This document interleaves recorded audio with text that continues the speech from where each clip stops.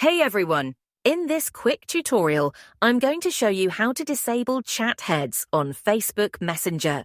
Just follow along with this video till the end and don't forget to hit the like button and subscribe to our channel for more helpful tips and tutorials.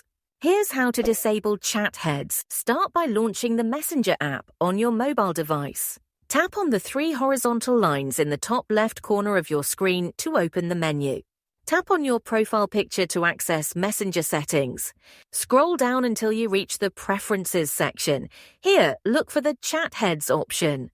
You'll see a toggle switch next to Chat Heads. Tap the switch to turn off chat heads.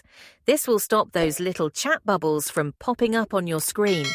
If you decide you want to turn chat heads back on, you can always go back to the settings page and toggle the switch again. If this video was helpful, please give it a thumbs up and subscribe to our channel for more useful tips and tutorials.